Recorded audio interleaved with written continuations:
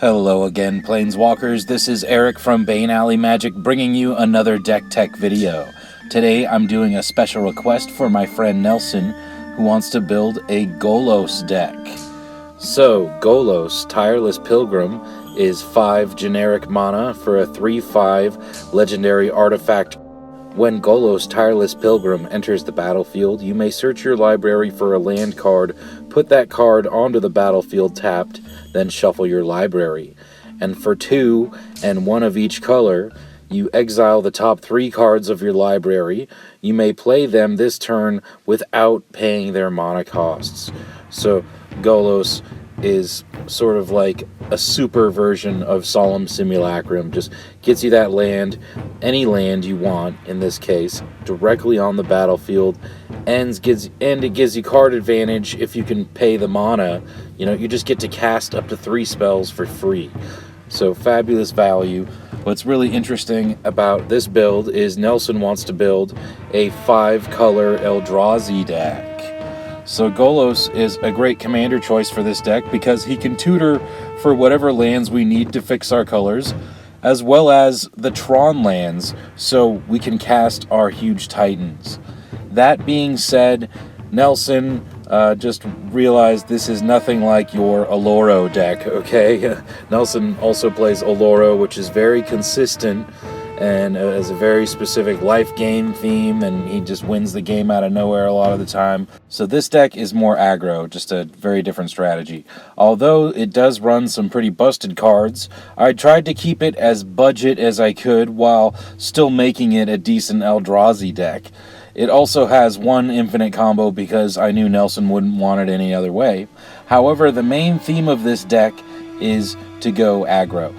Just get a bunch of Eldrazi on the battlefield and start cracking skulls. We also have a bit of control to keep the team alive and stop our opponents from whatever funny business they're up to. So let's look at the numbers. So we have 40 creatures in this deck total, one of them being a creature that comes from a land. 23 of the creatures are Eldrazi, and there are 17 non-Eldrazi creatures, and there are 3 lords for the Eldrazi. So not as many Eldrazi as we might want, but the really good ones are really expensive, both in mana cost and in money, and I only included a couple expensive Eldrazi in this deck tech list. There aren't a lot that are fabulous at ramping you, so a few of our ramp spells are the non-Eldrazi creatures. Anyway, we do also have 4 Anthems. 34 of our spells are colorless, and there are about 6, maybe 7 things in the deck that actually care about things that are colorless, so that matters. There are 11 spells that either draw us cards or just give us card advantage. There are 7 counter spells, or things that act like counter spells. We have 15 ramp spells, plus we have Joyra of the Gitu, which, you know, isn't exactly ramp in that it accelerates your mana, but it is kind of like ramp in that it'll let you just cast big spells for free. Anyway, we have 13 removal spells, 3 non-targeted board wipes, 3 multiple target removal spells, 5 single target removal spells, and we got 2 creatures with Annihilator. We also have 4 tutors and 37 lands. So let's get into it, starting with the creatures. First is Llanowar Elves, 1 green for a 1/1 elf druid that taps for 1 green. So just ramp on turn 1 is phenomenal. And even though, yeah, it might die, it's not going to be a target. That's the important thing. So I think cards like this are worth considering if you're on the budget. Next is Crashing Drawbridge, 2 mana for a 0/4 wall with creatures you control gain haste until the end of the turn if you tap it. Of course, it doesn't have haste itself, so this, you might have to wait a while. This is just great for getting the game over with. All of a sudden, you know, you have a lot of mana, you cast a bunch of creatures, and you give them all haste, and you can finish the game. So this is our one nice budget way of giving our creatures haste in this deck. And it's also a colorless spell. Next is Metallic Mimic, 2 mana for a 2/1 Shapeshifter. As it enters the battlefield, you choose a creature type, and it is the chosen type in addition to its other types. And each creature you control of the chosen type enters the battlefield with an additional +1/+1 counter on it. So this is our little Eldrazi Lord here. Next is Nettle Drone, 2 and a red for a 3/1 Eldrazi Drone with Devoid. So this card has no color. You can tap Nettle Drone to have it deal 1 damage to each opponent, and whenever you cast a colorless spell, you get to untap Nettle Drone. So like I said, we have over 30 colorless spells in the deck, so Nettle Drone could actually be dealing a ton of damage to the opponents. Next we have Vile Aggregate, 2 and a red for a star 5 Eldrazi Drone, which also has Devoid, so it's colorless.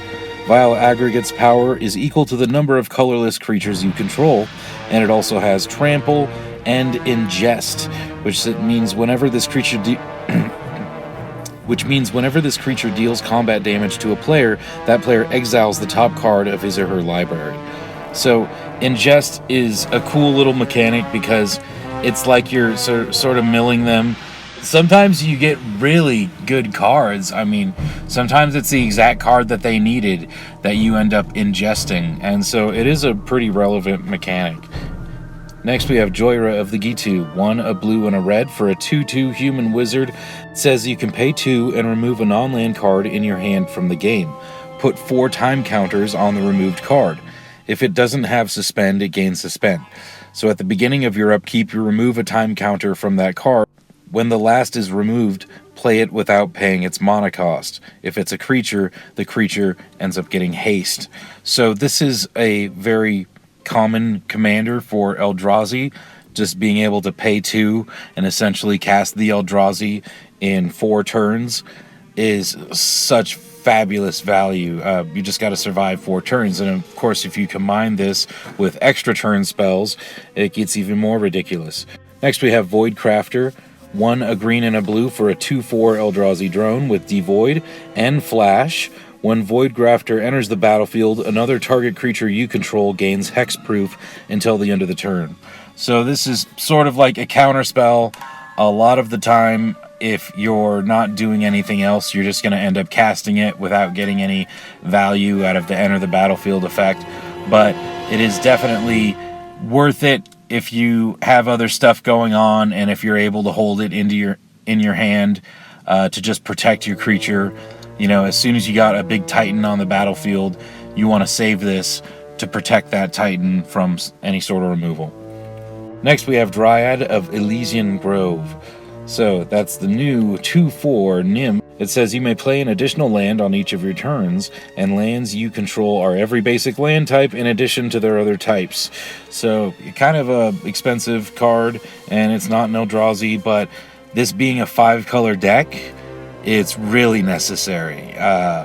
It isn't that hard, I believe, to get all 5 colors in a 5-color deck, but you know, when you got spells that have 2 of a certain color in the casting cost, you know, it starts to get a little iffy then. So definitely cards like Dryad of the Elysian Grove are pretty important in a 5-color deck for fixing. Next we have Farhaven Elf, 2 and a green for a 1/1 Elf Druid. When Farhaven Elf enters the battlefield, you may search your library for a basic land card, put it onto the battlefield tapped, and then shuffle your library. Next we have Adaptive Automaton, 3 mana for a 2/2 construct. As Adaptive Automaton enters the battlefield, choose a creature type. Adaptive Automaton is the chosen type in addition to its other types, and other creatures you control of the chosen type get +1/+1. So, it's another Lord. Next is Benthic Infiltrator, 2 and a blue for a 1/4 Eldrazi Drone with Devoid and Ingest, and it can't be blocked. So, again, Ingest, super cool, annoying mechanic, and if you can get some Lords on the battlefield, some Anthems on the battlefield, it's great to have unblockable creatures. Next we have Hanweir Garrison, 2 and a red for a 2/3 human soldier that says whenever Hanweir Garrison attacks, put 2 1/1 red human creature tokens onto the battlefield tapped and attacking, and it melds with Hanweir Battlements, which is a land that taps for a colorless, or you can pay a red and tap it and target creature gains haste until the end of the turn, or you can pay 5 and tap it. If you do, and you own both Hanweir Battlements and Hanweir Garrison, you exile both of them, and then you flip the cards over, and on the back side are the halves of Hanweir Writhing Township. And so Hanweir Writhing Township is a 7/4 Eldrazi ooze with trample and haste, and whenever it attacks, you put 2 3/2 colorless Eldrazi horror tokens onto the battlefield tapped and attacking. So getting 2 Eldrazi tokens is awesome. Also, just melding anything is a super cool mechanic, and if you want to make your decks a little more fun, I would suggest including the meld cards. There's a bunch of them out there. Even the mono black one with the rats and the other people. Just it's a really fun move to flip your cards over and meld them into something like Hanweir, the Writhing Township. So next on the list is Warden of Geometries, 4 mana for a 2/3 Eldrazi drone with Vigilance, and it taps to add 1 colorless mana to your mana pool. So this is a creature that can go in any deck, and it is ramp, and it also has Vigilance, so it can attack before it adds the mana, and pretty sweet for any Eldrazi deck, I think. Next is Gisela, the Broken Blade, 2 and 2 white for a 4/3 Angel Horror with Flying, First Strike, and Lifelink. At the beginning of your end step, if you both own and control Gisela, the Broken Blade, and a creature named Bruna, the Fading Light, exile them and meld them into Brisela, Voice of Nightmares.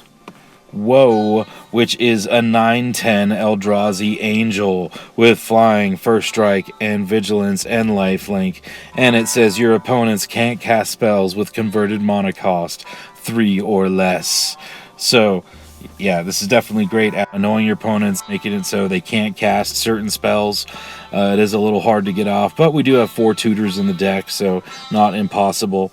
Bruna, the Fading Light, is 5 and 2 white for a 5/7 Angel Horror, and it says when you cast Bruna, the Fading Light, you may return target angel or human creature card from your graveyard to the battlefield, and she has Flying and Vigilance. So when you cast Bruna, you can get Gisela back from the graveyard if you've already cast Gisela and played her previously in the game. And in the corner there, we've got Emrakul's Hatcher, 4 and a red for a 3/3 Eldrazi drone. When Emrakul's Hatcher enters the battlefield, put 3/0/1 colorless Eldrazi spawn creature tokens onto the battlefield. They have sacrificed this creature to add 1 colorless mana to your mana pool. So this is an example of the Eldrazi way to ramp. Even though they enter as 0/1s, if you get a few of the Anthems in the deck, we can actually make these little 0/1s into pretty big creatures. Next, we have Eldrazi Displacer, 2 and a white for a 3/3 Eldrazi with Devoid, and for 2 and a colorless, you can exile another target creature, then return it to the battlefield tapped under its owner's control.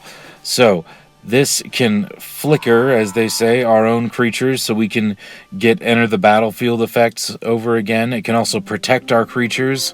If someone's trying to destroy our creature, we can respond by exiling that creature and returning it, and it, essentially shakes off the target because it's considered a new creature when it enters the battlefield again.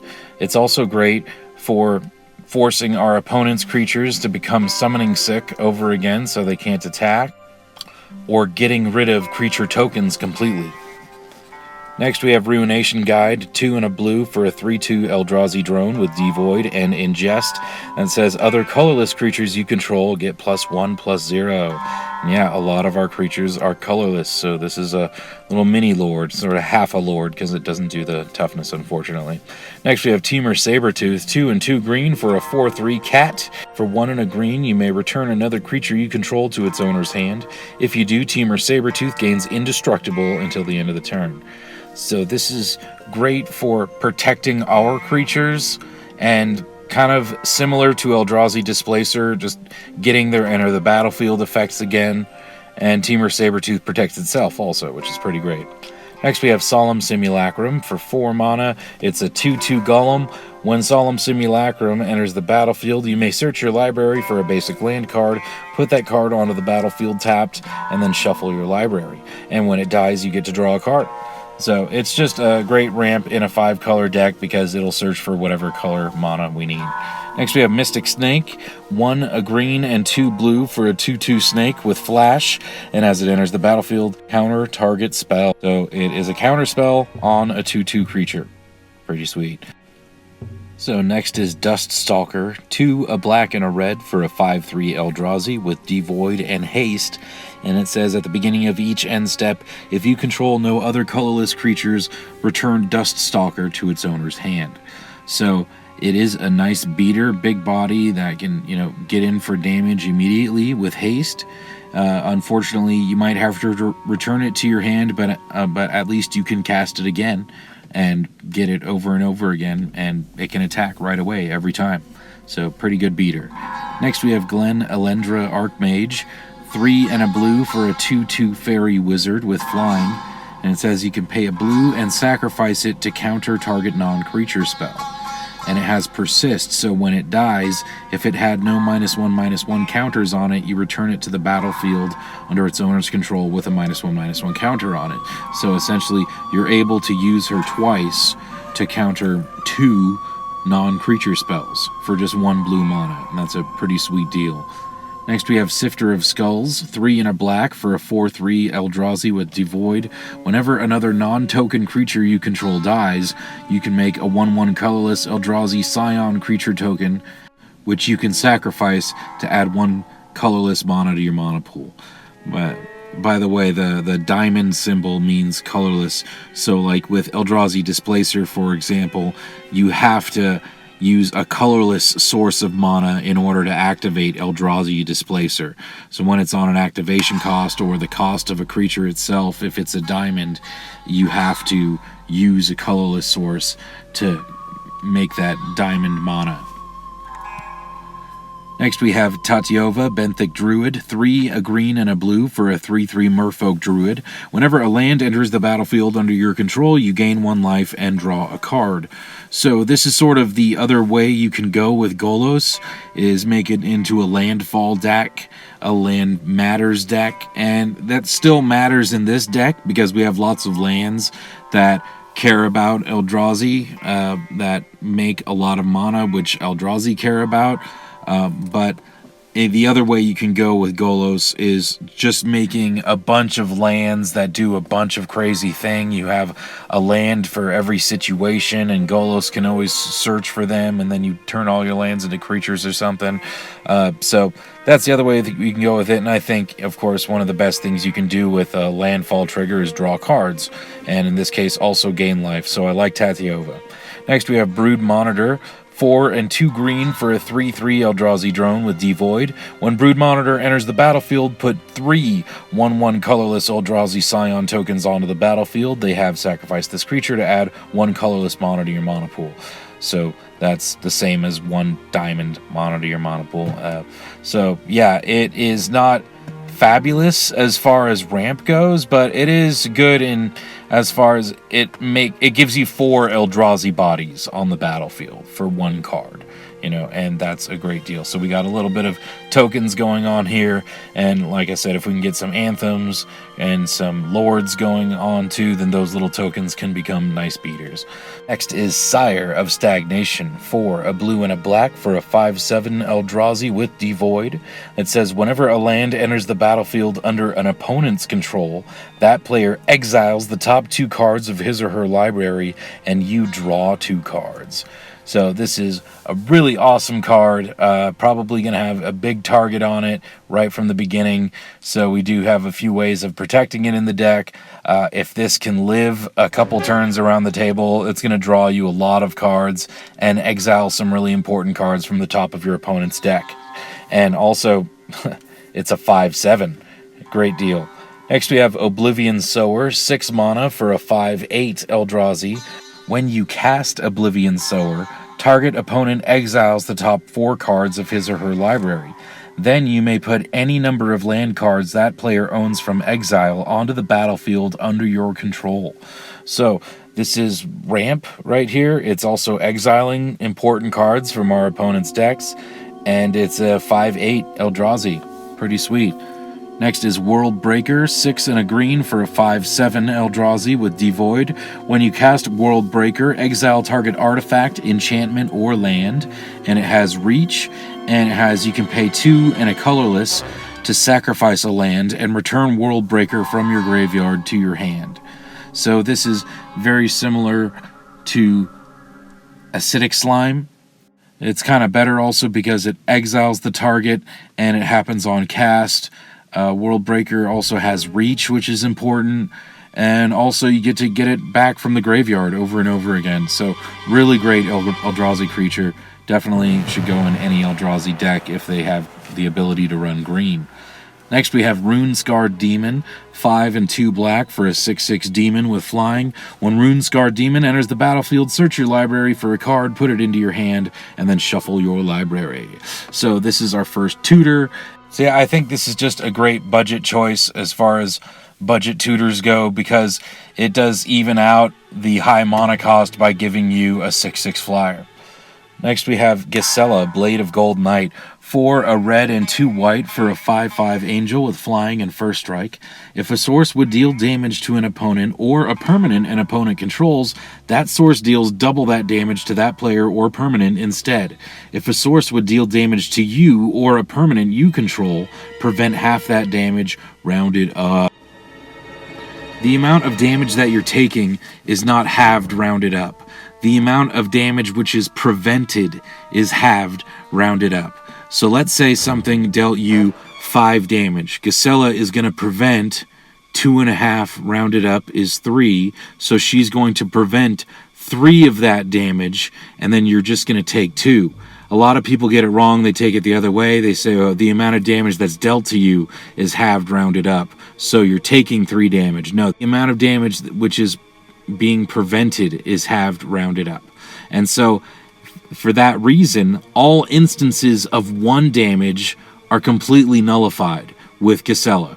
If something's dealing 1 damage to you or a permanent you control, 1 divided in half and rounded up is 1. So you're preventing all instances of 1 damage that are being dealt to you with Gisela. So just being a 5-color deck, I would always include Gisela in a 5-color deck, or almost any deck that is creature based with red and white in it. But this is also an example of a card that you could take out and switch with some other Eldrazi, or you could just put in some whatever kind of bomb you like. This is where the deck becomes flexible. Our big cards like this, Rune-Scarred Demon, Agent of Treachery, Tatiova. You could replace all of these with maybe some more expensive Eldrazi cards. This is where the deck gets flexible and you can make your own changes. But Next I chose Agent of Treachery, 5 and 2 blue for a 2/3 human rogue. When Agent of Treachery enters the battlefield, gain control of target permanent. At the beginning of your end step, if you control 3 or more permanents you don't own, draw 3 cards. So Agent of Treachery is, in my mind, just mostly a removal spell.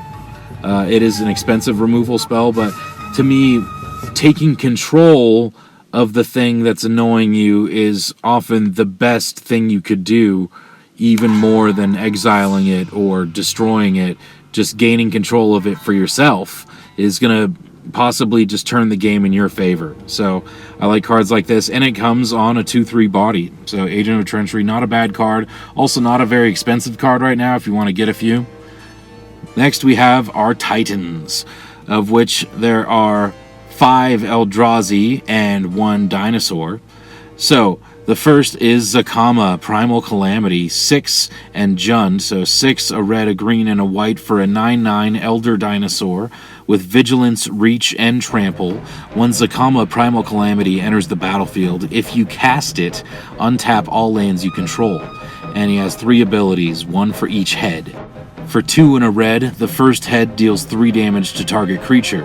For 2 and a green, the second head destroys target artifact or enchantment. For 2 and a white, the third head gains you 3 life. So Zakama is part of our infinite combo with Temur Sabertooth, which, like I said, you can pay 1 and a green to return another creature you control to its owner's hand, and Temur Sabertooth gains indestructible. So As long as you have lands that can make 12 or more mana, then the combination of these two cards will make infinite mana. So let's say you have lands that can make exactly 12 mana. You cast Zakama, and then Zakama is going to untap all your lands. So then you have 12 more mana that you can work with. And Temur Sabertooth is going to let you pay 1 and a green to return Zakama to your hand. And then you still have 12 mana remaining, and you can use 9 of that to cast Zakama again. And you tap all your lands again. You have extra mana left over every time you're doing this because you're tapping all your lands instead of just 9 mana to cast Zakama. You're always tapping 12. And so you're using the excess mana to return them to your hand with Temur Sabertooth, and even after that you still have excess mana, and so basically this will generate you infinite mana. And what can you do with that infinite mana? Well, you can use Zakama's abilities, and you can destroy every creature on the battlefield, you can gain infinite life, and you can blow up every artifact and enchantment. There's also one other spell in this deck that we can also use with infinite mana to just win the game on the spot. We'll get there soon. Next is Void Winnower. For 9 mana, you get an 11/9 Eldrazi that says your opponents can't cast spells with even converted mana costs, and your opponents can't block with creatures with even converted mana costs. So this basically says you can't cast half the spells in your hand, and half your creatures on the battlefield can't block. And it's also an 11/9 that basically has a bit of evasion here, so really sweet Eldrazi. Next we have Kozilek, Butcher of Truth, 10 mana for a 12/12 Eldrazi. When you cast this spell, draw 4 cards. It also has Annihilator 4, so whenever this creature attacks, the defending player sacrifices 4 permanents. When Kozilek, Butcher of Truth is put into a graveyard from anywhere, its owner shuffles their graveyard into their library. So if your opponent mills this, it's going to shuffle your graveyard back into your library, and every time it dies, it's going to shuffle back into your library. So it's really hard to get rid of if they don't exile it. But yeah, the ability to draw 4 cards is really important. I originally had Consecrated Sphinx or something in here, and I was like, well, if I'm going to be spending that much money on it, you might as well spend the money on Kozilek, Butcher of Truth, for a really nice card draw creature. And also, when you're having an Eldrazi deck, these are the cards that you can choose to leave out, but they're the ones you want, of course, right? Everybody wants these guys. Next is Ulamog, the Ceaseless Hunger. 10 mana for a 10/10 Eldrazi. When you cast it, you get to exile 2 permanents. Any 2 permanents, including lands and planeswalkers. Just anything you want gets exiled on cast. So it's really hard for them to counter this, because even if they counter the Ulamog spell, the ability happens on cast, so they have to have something like Disallow, which counters an ability. Ulamog is indestructible, and whenever Ulamog attacks, defending player exiles the top 20 cards of his or her library. So an alternate win condition is you could just exile someone's entire deck. Pretty sweet. Next we have Kozilek, the Great Distortion. 8 and 2 colorless mana for a legendary Eldrazi, which is a 12/12 with Menace. When you cast it, if you have fewer than 7 cards in hand, you draw cards equal to the difference.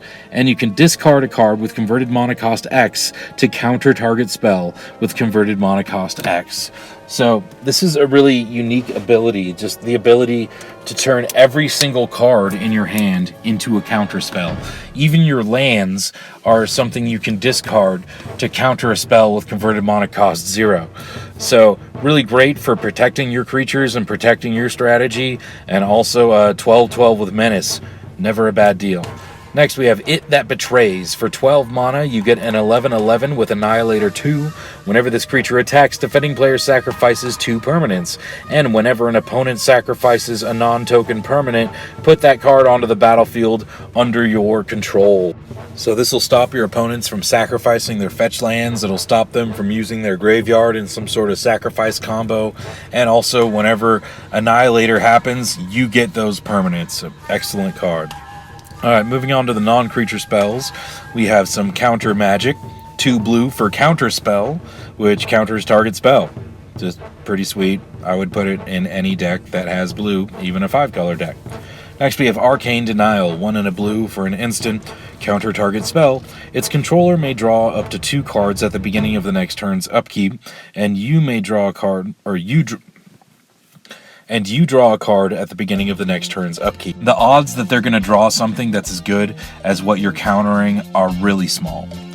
Next we have Render Silent, a white and 2 blue for an instant counter target spell. Its controller can't cast spells this turn. So this not only stops your opponents from comboing off, but it also stops them from stopping you from winning the game. Next we have cards that get you more cards. Starting with some tutors, we have Diabolic Tutor, 2 and 2 black, to search your library for a card and put that card in your hand and shuffle your library. This sorcery is not the best, but as far as budget goes, it works. Gets you whatever card you want. It's not a bad deal. Next is Scheming Symmetry, 1 black for a sorcery. Choose 2 target players. Each of them searches their library for a card, then shuffles their library and puts that card on top of it. I know Nelson's going to love this one. Just 1 mana to let 2 people search for whatever they want. It's just great for politicking, right? If someone's been nice to you the whole game, or if you're ganging up on someone, you can help someone find an answer to your common problem. You know, of course, you're never going to choose the arch enemy with Scheming Symmetry. You're going to choose someone who has the same goals as you. And so it ends up working out great in a multiplayer game. Next is Increasing Ambition, 4 and a black for a sorcery. Search your library for a card and put that card into your hand. If Increasing Ambition was cast from a graveyard, instead search your library for 2 cards and put those cards into your hand, then shuffle your library. And it has flashback for 7 and a black, so you can cast it from your graveyard for its flashback cost and then exile it. So this can get you up to 3 cards into your hand. Yeah, it's expensive as far as mana goes, but the ability to find 3 cards is never something you should ignore. If you ever see someone playing this card and they've searched for all 3 cards, get them. You know, they've got some combo that they're assembling. Next we have Distant Melody, 3 and a blue for a sorcery. Choose a creature type. Draw a card for each permanent you control of that type. So you draw a card for every single Eldrazi you control. This is just obviously an essential card for any blue tribal deck. Next we have Vanquisher's Banner, 5 mana for an artifact. As it enters, you choose a creature type. Creatures you control of the chosen type get +1/+1, and whenever you cast a spell of the chosen type, you draw a card. So every time you're casting an Eldrazi, you're drawing a card, and it's an Anthem. Next we have Keep Watch, 2 and a blue for an instant. You draw a card for each attacking creature. And these obviously don't have to be your own creatures. You could wait till an opponent is attacking with a ton of creatures, and you could draw that many cards. So Keep Watch, I think, is a pretty underrated card that more people should play and try out. This can draw you a lot of cards. Next is Kindred Discovery, 3 and 2 blue for an enchantment. As it enters the battlefield, choose a creature type. Whenever a creature you control of the chosen type enters the battlefield or attacks, draw a card. So it's like Vanquisher's Banner, where you're basically, every time you're casting a creature, you're getting a card, and every time one of your creatures of the chosen type attacks. So Kindred Discovery can draw you a lot of cards in any tribal deck. Same as Distant Melody. If you're playing blue tribal, get Kindred Discovery and Distant Melody. They're great. Next we have Ugin the Ineffable, 6 mana for a planeswalker that has 4 loyalty. It says colorless spells you cast are 2 less to cast. And like I said, we have over 30 colorless spells in this deck. So this can help us a lot as far as ramp goes. For +1, you exile the top card of your library face down and look at it. Then you create a 2/2 colorless spirit creature token. When that token leaves the battlefield, put the exiled card into your hand. So no, the 2/2 spirit token does not have flying, like a lot of spirits do, but it's a pretty sweet deal. You get a creature that can block for Ugin, and when that creature leaves the battlefield, you're basically drawing a card. So this is card draw, it's ramp, and it's also removal, because for -3, destroy target permanent that's 1 or more colors. So any permanent that has a color in it, you can destroy with Ugin the Ineffable. Awesome deal. Next we got Anthems, Protection, and Ramp. So Swiftfoot Boots is 2 mana for an equipment that gives the equipped creature hexproof and haste, and it's equipped for 1. What's better than an Eldrazi Titan with Annihilator? An Eldrazi Titan with Annihilator, Hexproof, and Haste. Swiftfoot boots plus your Titan is going to mean a bad day for your opponents. Next we have Whisper Silk Cloak. 3 mana for an equipment that says the equipped creature can't be blocked and has Shroud. And it's equipped for 2. So, same thing. If your Eldrazi Titan has Shroud and it can't be blocked, it's definitely going to be dealing some damage. Next we have Coat of Arms, 5 mana for an artifact that says each creature gets +1/+1 for each other creature on the battlefield that shares at least one type with it. So, if you have 5 Eldrazi on the battlefield, they're all going to be getting +4/+4. If you have 5 Eldrazi and your opponent has 1 Eldrazi, then all Eldrazi are going to be getting +5/+5. This also can help out your opponents, but the odds are it's going to be helping out you the most because you're playing a tribal deck, and you also just wait to play this until you know it's just going to win you the game right away, right? Same with Beastmaster Ascension. 2 and a green for an enchantment. Whenever a creature you control attacks, you may put a quest counter on Beastmaster Ascension. As long as Beastmaster Ascension has 7 or more quest counters on it, creatures you control get +5/+5. Giving your creatures something like +5/+5 or more with these cards is just game-ending in a deck that can go wide like ours can. And with Beastmaster Ascension, you can get all the quest counters on it in the same turn. And so if you have 7 creatures and then you play Beastmaster Ascension and then you attack with those 7 creatures are going to instantly get the +5/+5 right as soon as they're attacking, before damage happens or anything like that. Next we have Debt to the Deathless. X, 2 white and 2 black for a sorcery. Each opponent loses 2 times X life. You gain life equal to the life lost this way. So 2 times X life is what makes this card so busted. You don't even have to pump that much mana into this to just kill all of your opponents. And also we have that infinite mana combo, so this is that card I was talking about that can just end the game along with the infinite mana combo. Next we have our ramp, starting with Soul Ring. Next is Chromatic Lantern, 3 mana for an artifact that says lands you control have tapped to add 1 mana of any color, and it can tap to add 1 mana of any color. So just like I was saying before, in a 5-color deck, it's really important for you to be able to not only create all 5 colors, but to create sometimes multiple versions of 1 color as well. So Chromatic Lantern is really helpful in that respect, and it also ramps you. Next we have Herald's Horn, 3 mana for an artifact that says as it enters, choose a creature type, and creatures of the chosen type cost 1 less to cast. And at the beginning of your upkeep, look at the top card of your library. If it's a creature card of the chosen type, you may reveal it and put it into your hand. So this is mainly in here for ramp, but there is a possibility that it can also draw you extra cards. Next we have Removal. Starting with Death Sprout, 1, 2 black and a green for an instant, destroy target creature, and search your library for a basic land card and put it onto the battlefield tapped, then shuffle your library.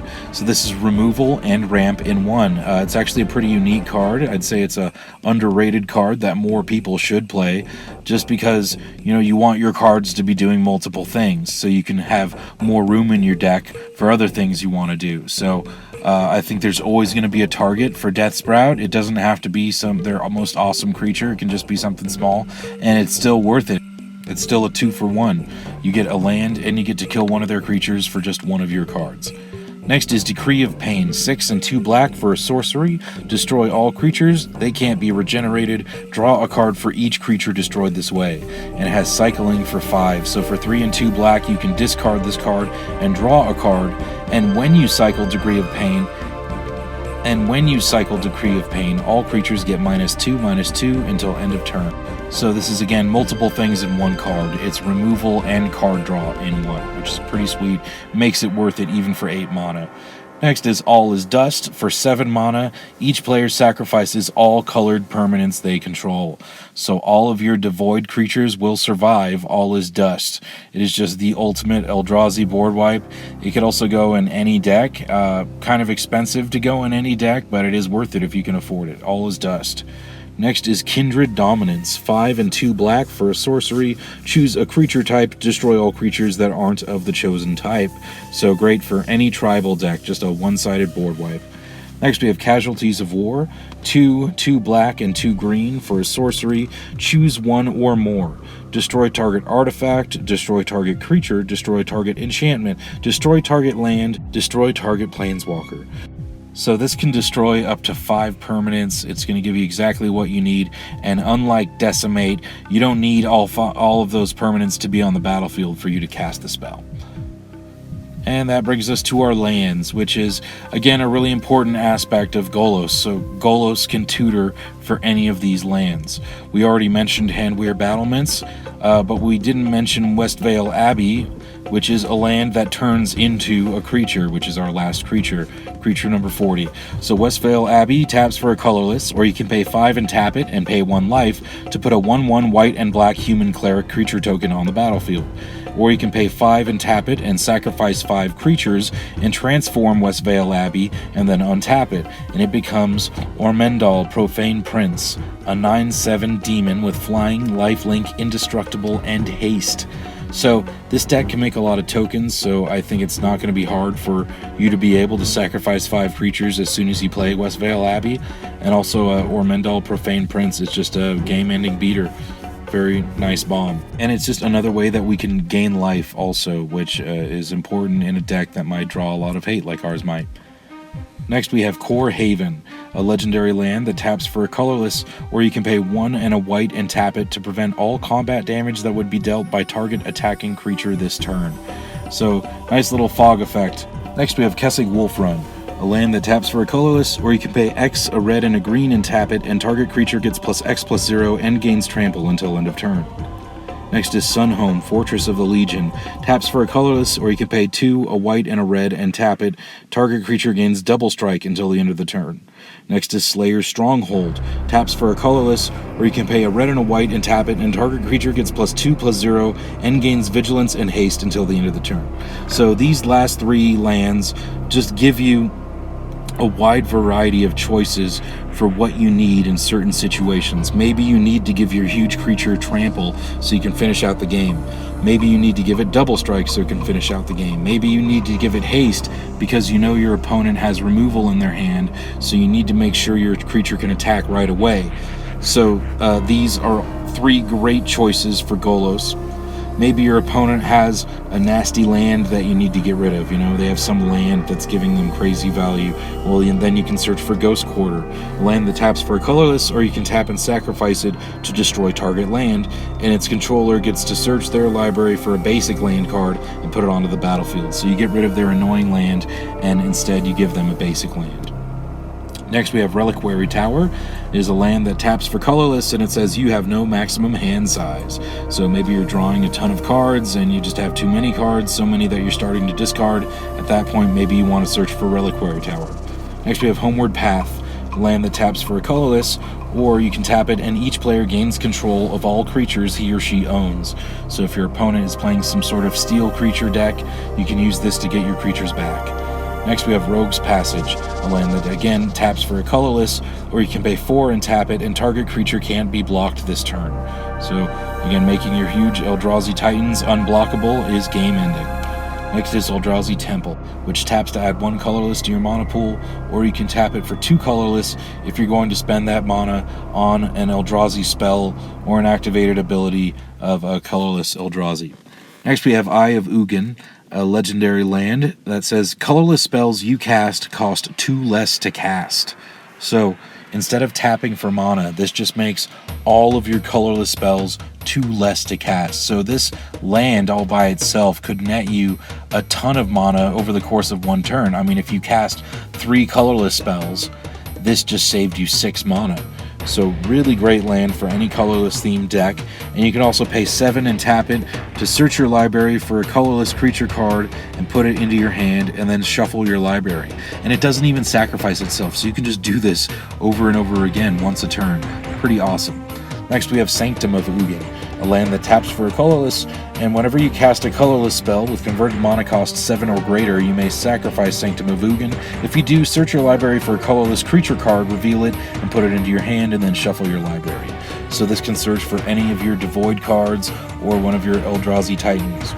Next we have Temple of the False God, a A land that taps to add 2 colorless mana to your mana pool. Activate this ability only if you control 5 or more lands.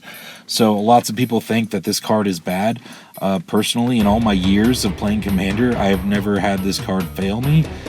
Pretty much, I feel like if you don't have 5 lands, you're losing the game anyway. You only need to have 4 other lands besides Temple of the False God for it to work. I think the misconception comes from people who are playing competitive. You know, they have lots and lots of ramp. You know, maybe they got like 15 to 20 ramp spells, and they only run like 32 lands, you know? And so in a deck that only has 32 lands, sure, maybe Temple of the False God isn't going to work a lot more of the time, but in most casual decks, we're running like 37 lands. Some people are running 40 or more lands. So in casual decks, I think Temple of the False God is great. Maybe once you go down to like 30 or less lands, it's not as good. Next we have Urza's Tower, Urza's Power Plant, and Urza's Mine. So yeah, we got Tron in this deck, and I think this is one of the few Commander decks that is actually going to be able to assemble Tron on a consistent basis. It's really hard. If you've ever watched other colorless decks in action, you know, it's really hard for them to actually find Tron. So basically what these lands say is they tap for more mana when you have all 3 of them. If you don't have all 3 of them, then they just tap for 1 colorless each. If you have all 3 of them, then the tower is going to tap for 3 colorless. The power plant and the mine are both going to tap for 2 colorless. So when you have all 3 of them, you can make 7 mana with just these 3 lands. Pretty sweet. And then we have our dual lands, which, yeah, keeping it on a budget, I decided to go with the Scry lands because, yes, even though they all enter the battlefield tapped, they all do something when they enter the battlefield. And scrying is really effective with Golos' ability. You know, his ability to exile the top 3 cards and play them without paying their mana cost. Sometimes you want to scry away the lands or the cheap creatures, right? Try to make sure that there's a Titan on top. These lands are going to be great for that. So even though they enter the battlefield tapped, they are going to be doing something every time they enter the battlefield. So I think they're actually going to be pretty great. So all of them scry 1 when they enter the battlefield. They all enter tapped, and they all add 1 of 2 colors. So Temple of Malady adds either black or green. Temple of Mystery adds either green or blue. Epiphany adds either blue or red. Plenty adds either green or white. Abandon adds red or green. Silence adds white or black. Malice adds red or black. Triumph adds white or red. Deceit adds blue or black. And Enlightenment adds white or blue. And that brings us to the basics. So we have 1 plains, 2 islands, 3 swamps, 1 mountain, and 3 forests. So as you can see here, we have less white and red mana symbols in the deck, and we have more of the black and green mana symbols. So that's why I chose those lands. So that's it for today, Planeswalkers. Let me know what you think. If you like this video, please like and subscribe. I'd really appreciate it. This is Eric from Bane Alley Magic signing off. Until next time, take care, take it easy.